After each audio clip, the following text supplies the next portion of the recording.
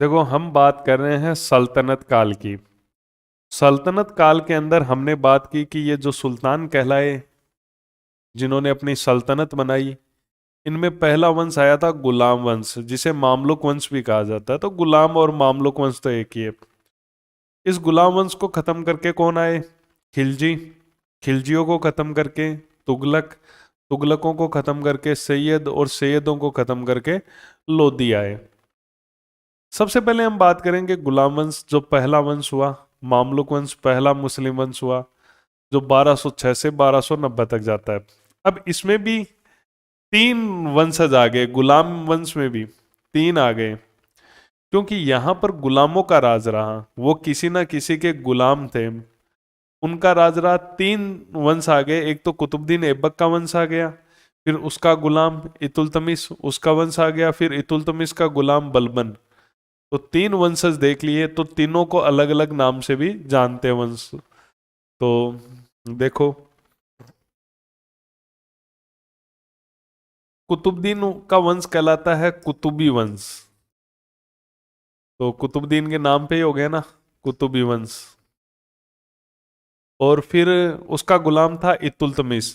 इतुलतमिश का नाम शमसुद्दीन है, पूरा नाम। तो शमसी वंश। और फिर बलबन, बलबनी वंश। बलबन के नाम पर बलबनी वंश हो गया। तो कुतुबी वंश, शमसी वंश और बलबनी वंश। तो ये तीनों ही गुलाम वंश के पार्ट हैं। तीन वंश आए गुलाम वंश के अंदर। कुतुबुद्दीन ऐबक भी गुलाम था मोहम्मद गोरी का, इसका गुलाम ये तुलतमिश, शमसुद्दीन और उसका बलबन। तो इन तीनों के नाम पे अपने अपने वंश हो गए। कुतुबुद्दीन ऐबक है, इसका वंश कुतुबी था, जो 1206 में कुतुबुद्दीन ऐबक गद्दी पर बैठा था, और इसका 11 तक चला था इसका वंश। ज्यादा नहीं चला, फिर इतुलतमिश आ गया था।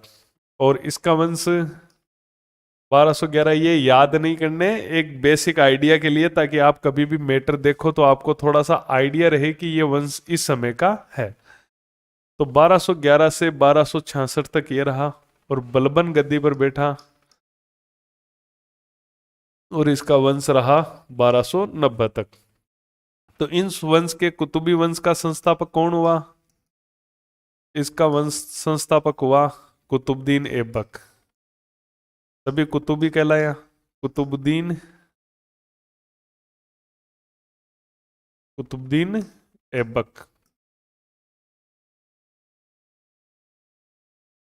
इस वंश का संस्थापक कौन हुआ?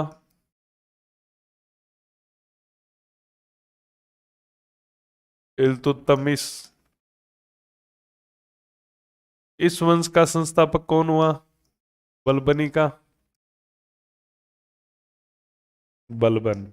इल्तुतमिश का ही नाम है शमसुद्दीन, इसलिए ये शमसी वंश कहलाया है। ठीक है।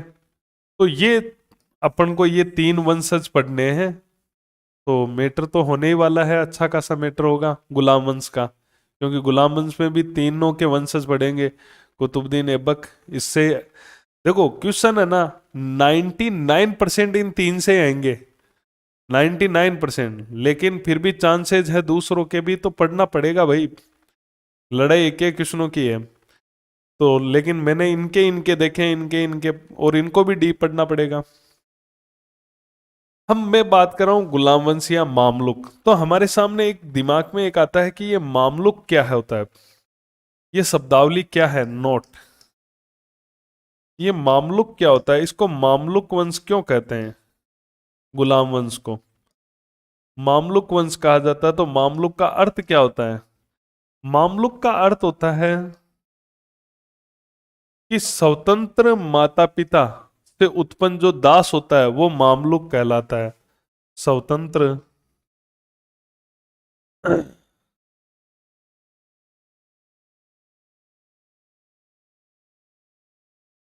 स्वतंत्र माता पिता से उत्पन्न दास, यानी उसके माता पिता तो स्वतंत्र होते हैं, लेकिन वो गुलाम बन जाता है, उसको बेच दिया जाता है। तो खरीदे जाते थे, बेचे जाते थे, तो वो मामलुक कहलाते थे। इस कारण से ये मामलुक वंश या गुलाम वंश कहलाया। इनकी बोलियां लगती थी, इनको खरीदा जाता था इनकी योग्यता के आधार पे। तो कुतुबुद्दीन ऐबक भी खुद गुलाम था मोहम्मद गोरी का, इसीलिए गुलाम वंश की नींव इसी ने रखी। फिर इसका गुलाम था इतुलतमिश, इसका परिवार चला। फिर इसका गुलाम था बलबन, उसका चला। तो सबसे पहले हम बात करेंगे कुतुबी वंश की, मतलब कुतुबुद्दीन ऐबक की। इसका परिवार पढ़ेंगे, फिर इतुलतमिश का परिवार पढ़ेंगे, और फिर बलबन का परिवार पढ़ेंगे। फिर अपना गुलाम वंश तब जाके कंप्लीट होगा। तो सबसे पहले हम बात करते हैं कुतुबुद्दीन ऐबक की। तो पूरा ढंग से देखो, बहुत शानदार शानदार क्वेश्चन एग्जाम की दृष्टि से बनेंगे कुतुबुद्दीन ऐबक में।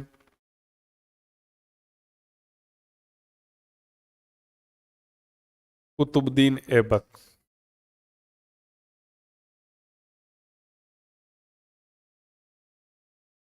कुतुबुद्दीन जो ऐबक है, ये किसका गुलाम था? मोहम्मद गोरी का गुलाम था। मोहम्मद गोरी का गुलाम। मोहम्मद गोरी का ये गुलाम हुआ करता था। मोहम्मद गोरी ने इसको यहाँ का प्रशासक नियुक्त किया था। और मोहम्मद गोरी की जब मृत्यु हो गई, मोहम्मद गोरी ने इसे दिल्ली का प्र- प्रशासक बनाया था। मोहम्मद गोरी का गुलाम था और मोहम्मद गोरी की मृत्यु हो जाती है 1206 के अंदर। कहा जाता है मोहम्मद गोरी सिंध के अंदर खोखरों का विद्रोह दबा रहा था, उस दौरान उसकी 1206 में मृत्यु हो जाती है। जैसे इसने समाचार सुना कि मोहम्मद गोरी मर गया, ये उसका गुलाम था, ये शासक बन गया 1206 के अंदर। 1206 में ये शासक बन जाता है। ये तुर्क था, ध्यान रखना, तुर्क था ये। ऐबक है ना, वो तुर्क था। मुसलमानों में भी अलग होते हैं, अफगान, तुर्क, ठीक है, मंगोल। तो ये तुर्क था, ये थोड़ा सा आपको ध्यान में रखना है। ऐबक, कुतुबुद्दीन ऐबक। ऐबक का मतलब होता है चंद्रमा का स्वामी। ऐबक का क्या अर्थ होता है? चंद्रमा का स्वामी।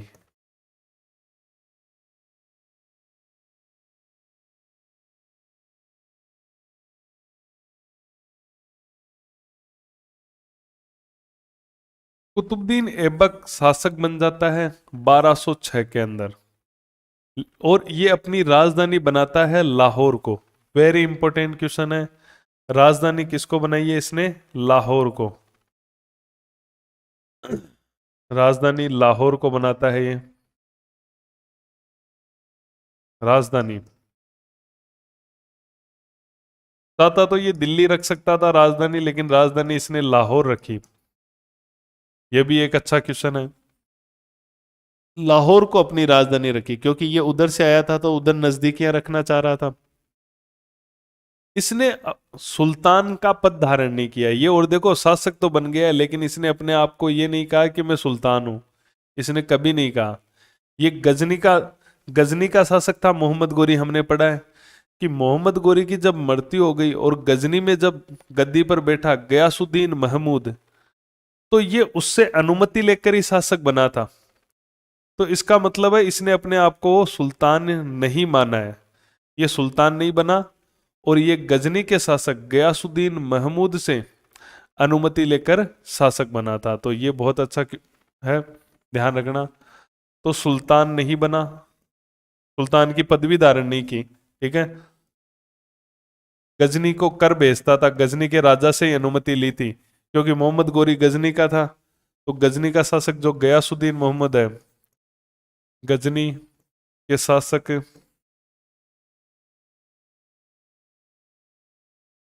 गयासुद्दीन महमूद से अनुमति लेकर शासक बना। तो अपने आप को स्वतंत्र नहीं माना इसने, गजनी के शासक से ही अनुमति ली। गजनी के शासक गयासुद्दीन महमूद ने इसको 1208 के अंदर गुलामी से मुक्त भी कर दिया। क्योंकि भाई गजनी का गुलाम था, मोहम्मद गोरी का गुलाम था, तो गयासुद्दीन महमूद का भी गुलाम होगा। तो 1208 में इसको गुलामी से इसने मुक्त भी कर दिया। 1208 में गुलामी से मुक्त किया। 1208 में इसको गुलामी से मुक्त कर दिया गया, गुलाम से मुक्त कर दिया गया। यह मोहम्मद गोरी के जब समय रहता था कुतुबुद्दीन ऐबक, तो मोहम्मद गोरी के समय उसका एक विश्वसनीय आदमी हुआ करता था ये। और मोहम्मद गोरी के समय यह जो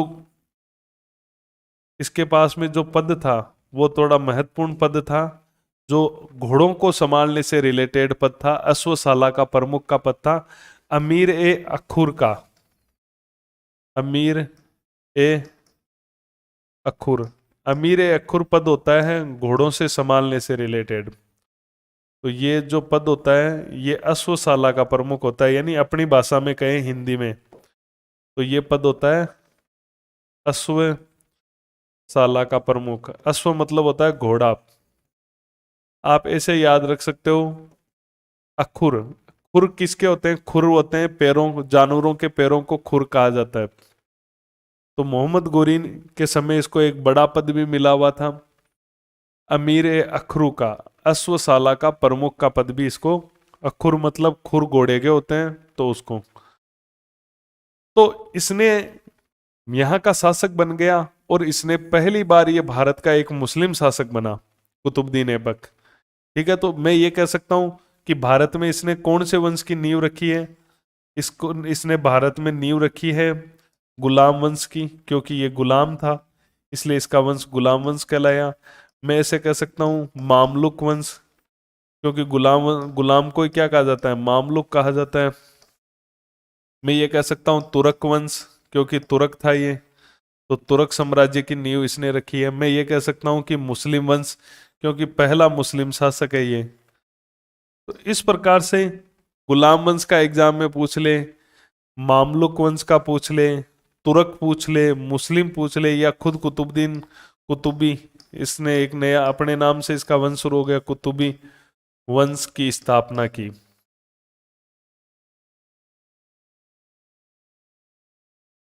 इस प्रकार इसने कुतुबी वंश की स्थापना कर ली। ठीक है, लाहौर के अंदर अपनी राजधानी बना ली। लेकिन देखो, अब ये अपने आप को सुल्तान नहीं कह रहा है, ये अपने आप को ये कह रहा है कि मैं तो गजनी के राजा के नीचे ही हूं साहब। ठीक है, तो पूरी तरह से इसने अपने आप को सुल्तान नहीं किया। ये इसकी उपाधियों से भी पता चलता है। इसने जब शासक बन गया था तो इसने देखो जो उपाधियां धारण की थी उनसे भी पता चलता है। उपाधियां, शासक बनने के बाद में जो इसने उपाधियां धारण की, अपने आप को इसने कहा कि मैं तो मलिक ही हूं। मलिक का मतलब होता है भाई राजा के अधीन जो सामंत ठाकुर होता है, उसी प्रकार मुसलमानों में मलिक होता है। इसको अपने आप को सिपह सालार कहा। सिपह सालार का मतलब होता है सेनानायक, कि मैं तो उनका एक लड़ने वाला सिपाही हूं। तो देखो, अपने आप को सुल्तान नहीं कह रहा, ये कह रहा है मैं मलिक, उपाधि मलिक की धारण करता है। सिपल सालार मतलब एक सेनानायक की उपाधि धारण करता है। तो ऐसी उपाधियां, ये उपाधियां ऐसा बताता है कि ये सुल्तान नहीं बनाता, बल्कि ऐसी उपाधियां क्यों धारण करता? जब अपने आप को सेनानायक क्यों कहता, मलिक क्यों कहता? ये तो किसी के अंडर होते हैं। तो अभी भी इसने अपने आप को गजनी के अंडर ही रखा। एक उपाधि है इसकी लाख बख्श की।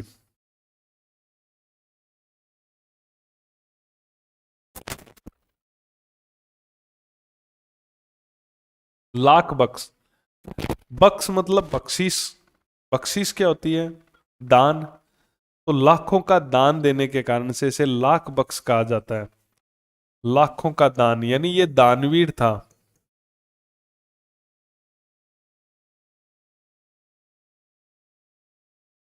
लाखों का दान देने के कारण इसे क्या कहा जाता है? लाख बख्श कहा जाता है। बख्शीश, लाखों की बख्शीश देने वाला, इसलिए इसे कुरान खा की भी उपाधि प्राप्त है। कुरान खा,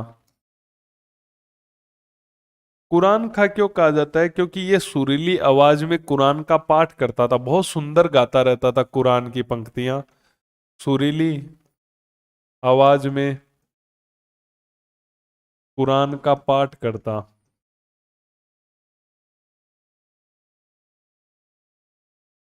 तो कुतुबुद्दीन ऐबक बहुत सुंदर गाता था कुरान को, इसलिए इसे क्या कहा जाता है, कुरान खा कहा जाता है। उसके अलावा इसे कहा जाता है पील बख्श।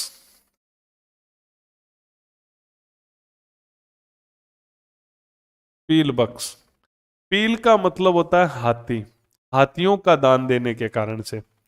इंडिया के हाथी बहुत प्रसिद्ध थे, और यह हाथियों का दान देने के कारण से भी इसे क्या कहा जाता है, पील बख्श कहा जाता है।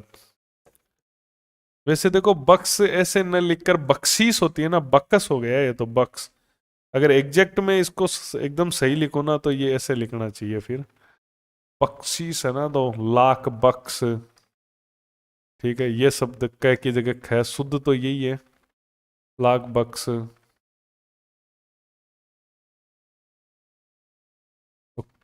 यानी बख्शीश देने वाला, लाखों का दान देने वाला, हाथियों का दान देने वाला। इसे हातिम द्वितीय भी कहा गया है, हातिम द्वितीय। हातिम से तुलना हुई है। हातिम कौन था? हातिम जो खलीफा, खलीफा का व्यक्ति था, जो दुनिया में इस्लाम फैलाने के लिए एक सेनानायक निकला था, और लगातार जीतता हुआ उसने कई यों को इस्लाम में कन्वर्ट कर दिया, बहुत बड़ा क्षेत्र को। तो इसी प्रकार से इसको हातिम कहा, क्योंकि इस्लाम का आगमन हुआ भारत के अंदर इसके माध्यम से। ठीक है, भारत का पहला राजा बना ये मुसलमान राजा, तो इस कारण से इसे हातिम द्वितीय, इसको हातिम द्वितीय सिराज ने कहा है। जो मिनहाज सिराज है, उसने अपनी पुस्तक में इसके बारे में लिखा है, और मिनहाज सिराज ने इसे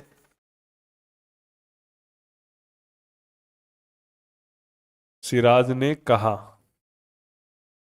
तो मिनहा सिराज ने इसे हातिम द्वितीय कहा है। तो ये सब उपनाम पूछे जाते हैं, सब के सब वेरी इंपॉर्टेंट है भाई, सभी उपाधियां बहुत इंपॉर्टेंट है।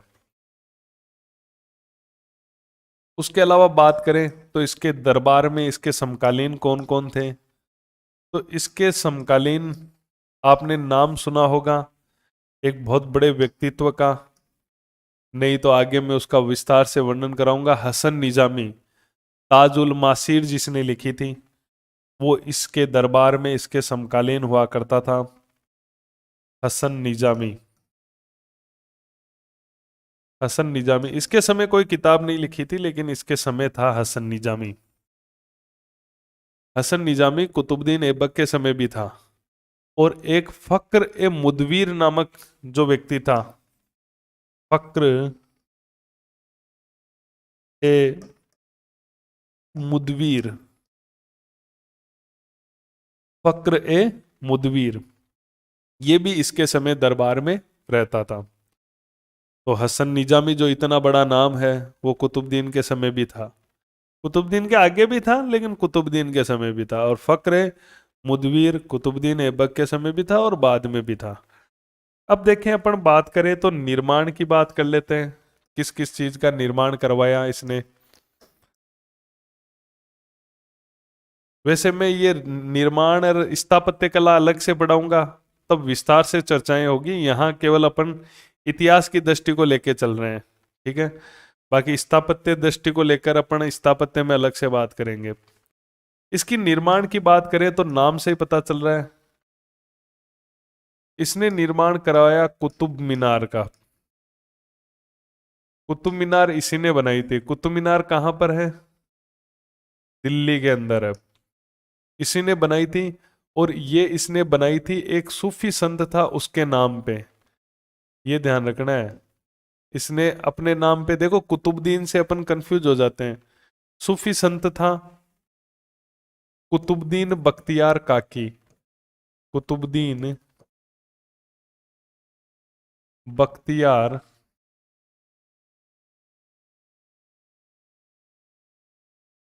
काकी के नाम से कुतुब मीनार जो बनाई थी।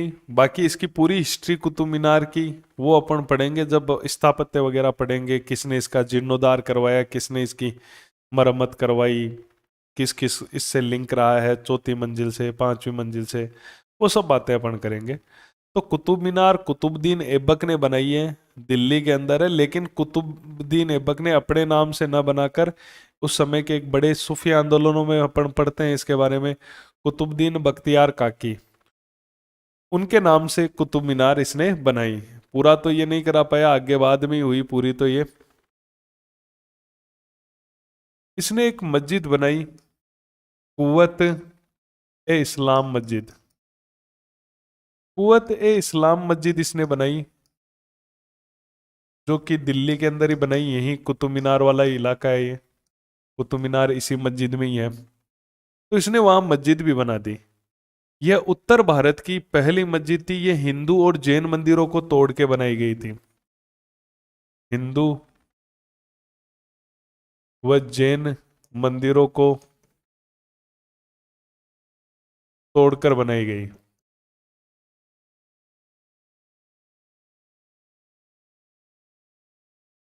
क्योंकि यहां पर जैन मंदिर के भी अवशेष हैं और हिंदू मंदिर के भी अवशेष हैं।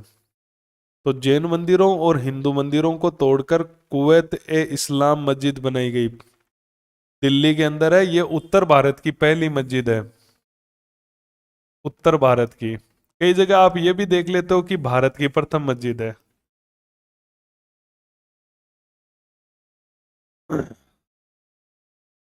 लेकिन ये भारत की पहली मस्जिद नहीं है। देखो एक बात, हम सब ये सोचते हैं कि मोहम्मद गोरी आया था, मोहम्मद गोरी के बाद ये कुतुबुद्दीन ऐबक यहाँ का राजा बन गया, ठीक है, और इस्लाम यहाँ से शुरू हो गया, और इन लोगों ने इस्लामिक बनाना शुरू कर दिया। ये लोग पहले मुसलमान थे और ये आए, इन्होंने पहली मस्जिद वगैरह बनाई। लेकिन ये अपनी गलत फहमी है, क्योंकि मुसलमानों का आगमन पहले केरल में हो चुका था।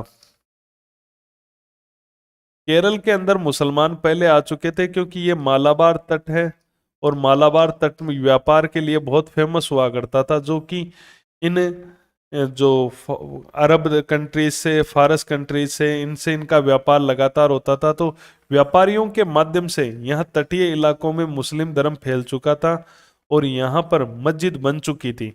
तो भारत की पहली मस्जिद यहाँ पर बनी थी, ठीक है। तो ये करीबन अपने 8वीं शताब्दी के आसपास यहाँ पर मुसलमानों का व्यापार का सिलसिला, तो मुस्लिम धर्म अपने 8वीं 9वीं शताब्दी में प्रवेश कर चुका था केरल के अंदर मालाबार तट पर। इसलिए हम इसे उत्तर भारत की प्रथम मस्जिद कहेंगे, क्योंकि दक्षिण भारत में बन चुकी थी।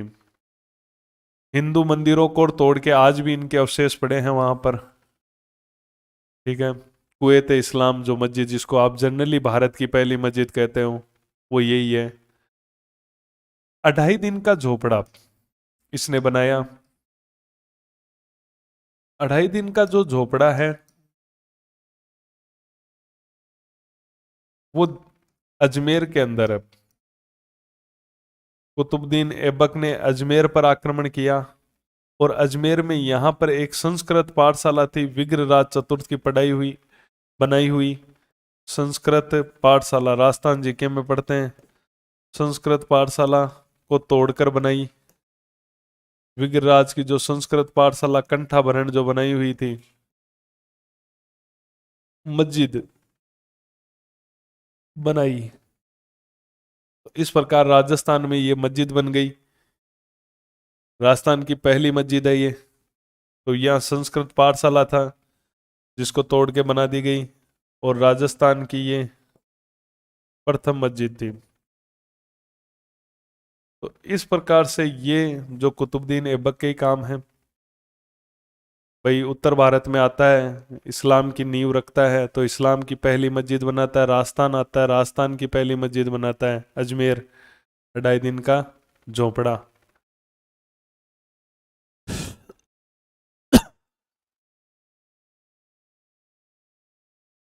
अब देखो, मैंने आपको शुरू में ये बताया था कि मोहम्मद गोरी के गुलामों के बारे में बताया था। मैंने बताया था एक गुलाम तो ये कुतुबुद्दीन है, एक गुलाम उसका बख्तियार खिलजी है, एक गुलाम उसका यालदोज है, एक गुलाम उसका कुबाचा है।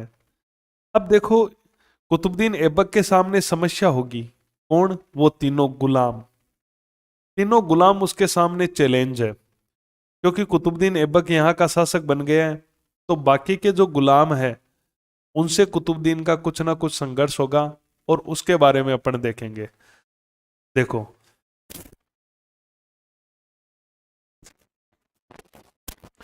कुतुबुद्दीन ऐबक 1206 में गद्दी पर बैठ गया है, लेकिन कुतुबुद्दीन ऐबक अपने आप को क्या कह रहा है कि मैं सुल्तान नहीं हूं, मैं तो गजनी के शासक जो गयासुद्दीन महमूद है, मैं तो उसके नीचे हूं, मैंने तो उससे अनुमति ली है। तो देखो, गजनी का शासक था, स्टोरी समझना, नाम सब सुने हुए हैं, केवल स्टोरी समझनी है। गजनी का शासक था गयासुद्दीन महमूद, जिससे अनुमति लेकर कुतुबुद्दीन ऐबक गद्दी पर बैठ गया। अब हुआ क्या कि ईरान के शासक ने गजनी पर आक्रमण कर दिया। गजनी अफगानिस्तान में था। ईरान का शासक था अलाउद्दीन महमूद खवारिज्म, अलाउद्दीन मोहम्मद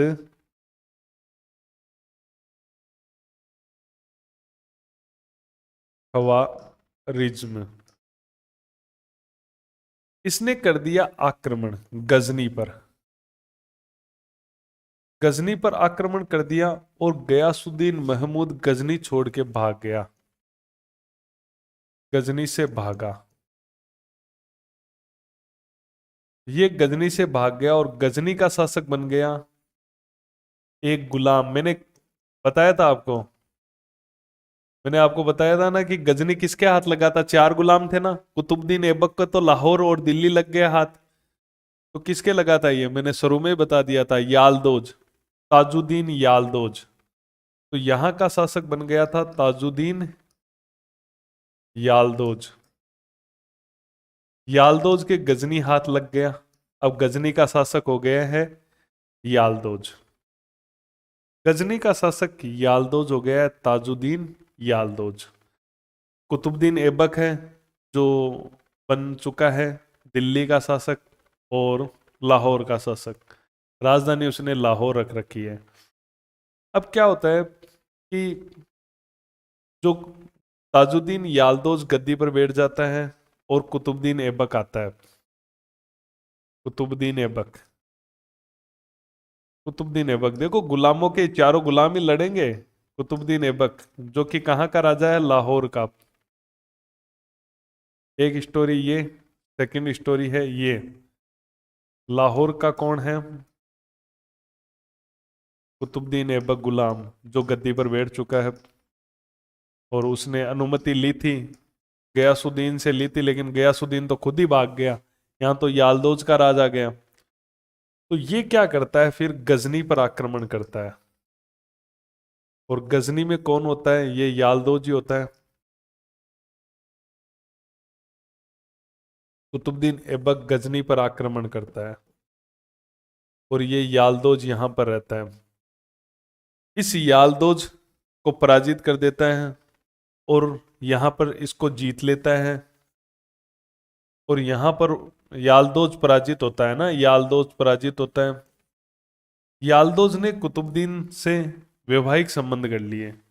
यालदोज ने अपनी पुत्री का विवाह, इसने अपनी पुत्री का विवाह कुतुबुद्दीन ऐबक से कर दिया। कुतुबुद्दीन ऐबक से किया। चलो, तो इनके मित्रता हो गई, पुनः शासक बन गया। भाई वापस दे दिया ना गजनी।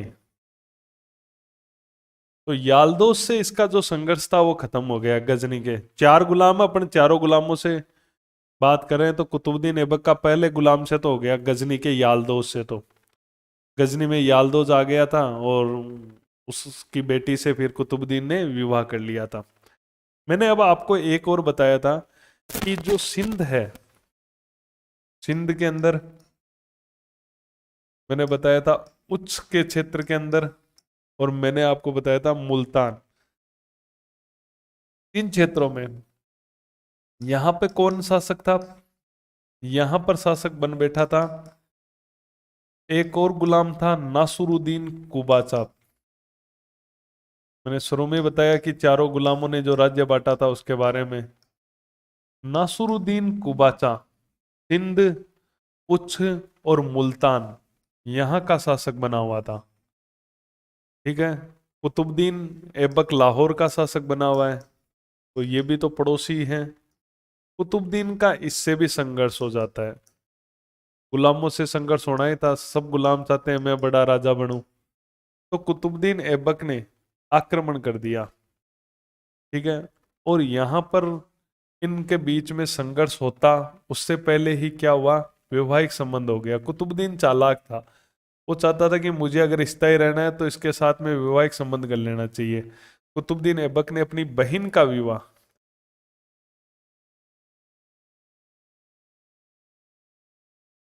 कुबाचा से किया। कुतुबुद्दीन ने अपनी बहन का विवाह कुबाचा से कर दिया, तो मामला यहां पर भी सेट कर लिया इसने। ठीक है, ये भी खत्म मामला। अब मामला रहा बंगाल का। बंगाल में कौन था? बंगाल में वो एक गुलाम और था ना, बख्तियार, बख्तियार खिलजी, जो आगे बढ़ा था, जिसने नालंदा तोड़ा था, पहला मुसलमान जो बंगाल की तरफ गया था, बख्तियार खिलजी। तो बंगाल के अंदर बख्तियार खिलजी जो एक गुलाम था वो था। ठीक है। अब देखो क्या होता है, कुतुबुद्दीन के सामने इस गुलाम से लड़ाई होने की दिक्कत नहीं आती। क्यों नहीं आती है? क्योंकि बख्तियार खिलजी की खुद की हत्या हो जाती है। अली मर्दान खां इसकी हत्या कर देता है। हत्या की अली मर्दान खां। अली मर्दान खां ने बख्तियार खिलजी की हत्या कर दी और यहां का बंगाल का स्वतंत्र शासक बन गया अली मर्दान। तो अब कुतुबुद्दीन किससे लड़ेगा? अली मर्दान खां से। तो लाहौर का कुतुबुद्दीन,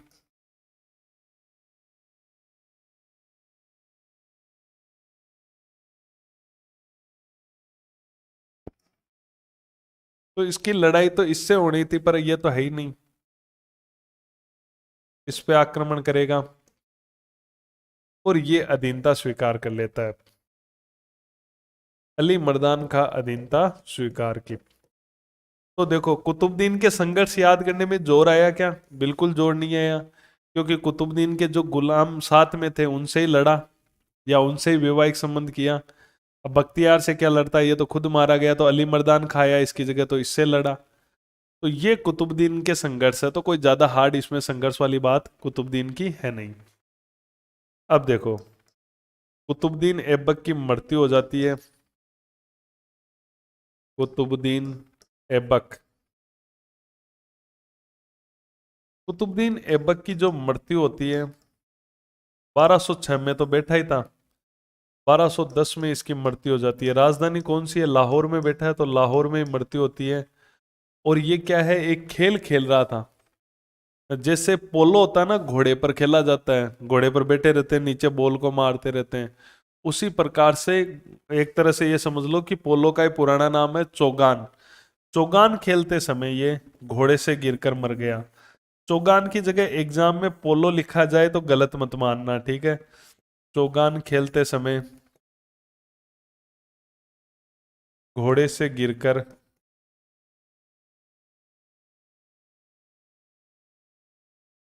कुतुबुद्दीन ऐबक की मृत्यु हो गई। तो इस प्रकार से लाहौर का शासक था, लाहौर में इसकी मृत्यु हो गई घोड़े से गिरकर। अब कुतुबुद्दीन का लड़का गद्दी पर बैठता है,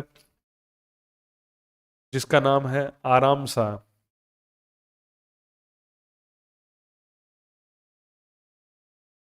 आराम शाह गद्दी पर बैठता है और आराम शाह कुतुबुद्दीन का लड़का है। ये ज्यादा ही आराम कर रहा है, आराम शाह। आराम शाह कुतुबुद्दीन ऐबक का लड़का, जो कुतुबुद्दीन ऐबक के बाद में गद्दी पर बैठा, तो ये कुतुबी वंश है कुतुबुद्दीन ऐबक का।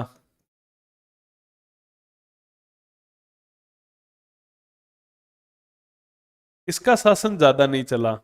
इतुलतमिश जो कि कुतुबुद्दीन का एक गुलाम था, उसके बीच में और आराम शाह के बीच में लड़ाई हो जाती है। एक तरफ है आराम शाह है और एक तरफ है इल्तुतमिश। इल्तुतमिश क्या करता है, इन दोनों के बीच में युद्ध हो जाता है और इस युद्ध का नाम है जूद का युद्ध। इल्तुतमिश और आराम शाह के बीच में जूद का युद्ध होता है 1211 के अंदर, और इस युद्ध के अंदर आराम शाह मारा गया। आराम शाह का शासन 8 माह ही रहा। ये याद नहीं करना है, बता रहा हूं, यानी ज्यादा लंबा शासन नहीं रहा कुतुबुद्दीन के लड़के का। इल्तुतमिश विजय हुआ और इसने अधिकार कर लिया और ये शासक बन गया। इस प्रकार इल्तुतमिश का वंश आ गया, फिर कुतुबुद्दीन ऐबक का खत्म हो गया और ये शासक बन गया। तो इस प्रकार कुतुबी वंश है उसका अंत हो गया। तो एक बार ढंग से अब देख लेते हैं, एक बार अभी तो पढ़ा ही था कुतुबी वंश। तो कुतुबी वंश इस प्रकार, दो ही राजा हुए कुतुबी में, भाई कुतुबुद्दीन ऐबक और उसका लड़का आराम शाह। फिर तो इल्तुतमिश का शमसी वंश आ जाएगा।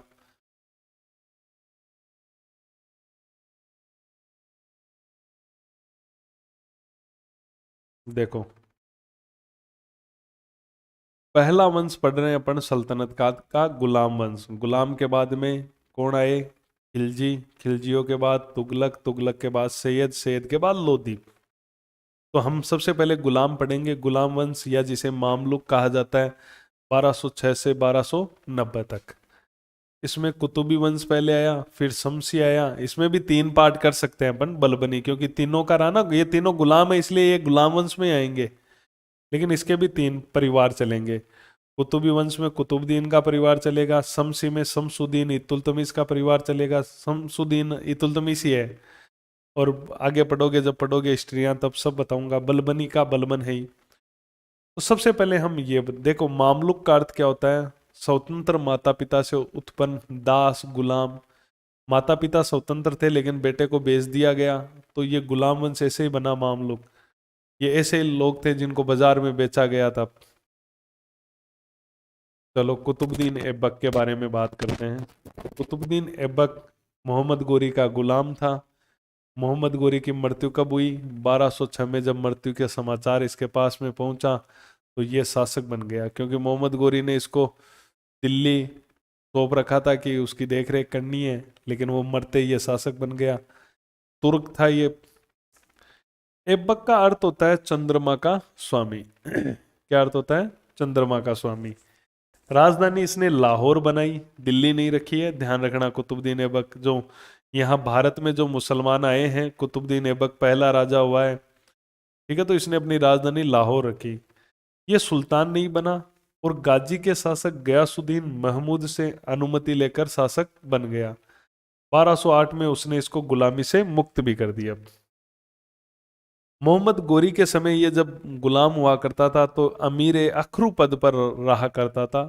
अखूर पद पर, अखूर का मतलब खुर से याद रख लेना। खुर मतलब घोड़े, घोड़े वाले का प्रमुख हुआ करता था। इसने गुलाम वंश की स्थापना की, या एग्जामिनर कहे मामलुक वंश तो भी बता देना। तुर्क वंश, मुस्लिम वंश, कुतुबी वंश का संस्थापक यही है। लेकिन इसने अपने आप को सुल्तान नहीं कहकर इसने केवल अपने आप को मलिक या सिपल सालारी कहलाया।